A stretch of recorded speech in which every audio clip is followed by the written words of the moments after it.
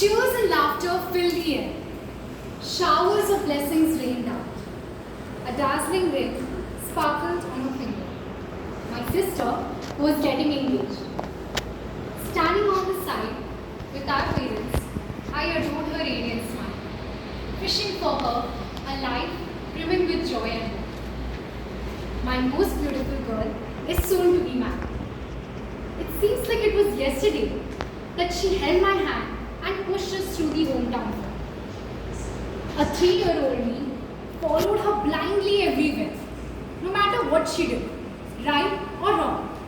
I never stopped revolving around her like the moon, and she never stopped calling me an adopted me. Nevertheless, I knew where I had to be at the parties and the weddings, with my sister, irritating her, complaining, asking all sorts of questions.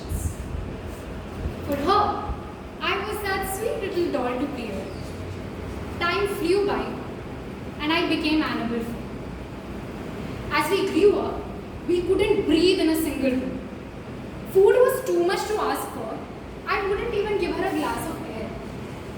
Gradually, I discovered multiple personalities of her. One who wanted a glass of water. The other ordered me to leave the room. One was my psychiatrist. And yeah, there was one tuition teacher as well. So once in a blue moon, when I dug my own grave and went to her as a student, "Why are you so down? Why is it taking so long to solve? Go from here. I can't teach you now." The climax of that episode never changed. However, I used to go her. Not always her fault. I used to irritate every little bit of her, till she would chase me to a real life temple run.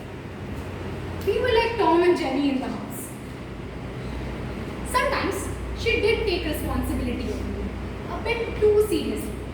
When she tried to drape a sari for me, and it ended up looking like a skirt, or when she did a makeup for an annual function, and it was a complete disaster. We were least bothered about each other, until we realized that she was going for college. Time flew by, and it was that morning. She was leaving. There was nothing to be said. Just felt empty in our room, actually my room now. There was no one to fight over that one last slice of pizza. No one to jam with on those long road trips. I started realizing that I had cousins as well at the wedding. From getting bored of living together to living with each other through phone calls. Maybe that's the point when we actually started growing up. The point when I realized that she had been my permanent best friend that I had never acknowledged. Time flew by, and this time it was me who was leaving for college. Bangalore, coincidentally, where she had been living. Despite not being able to make to a government college, a part of me was still excited. I was going to live with my Tom again.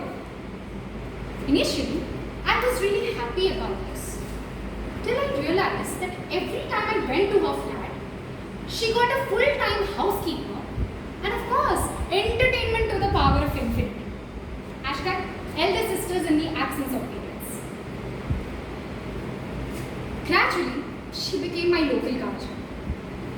This time, taking her responsibilities a bit more mature.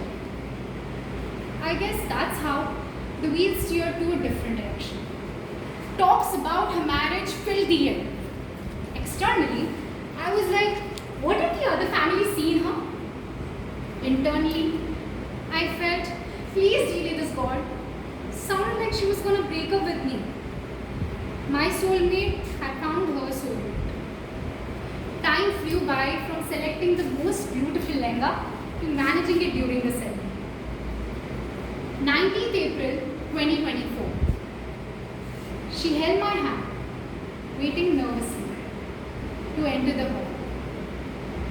I looked into her eyes, and everything fell silent in that moment of chaos. There was nothing to be said.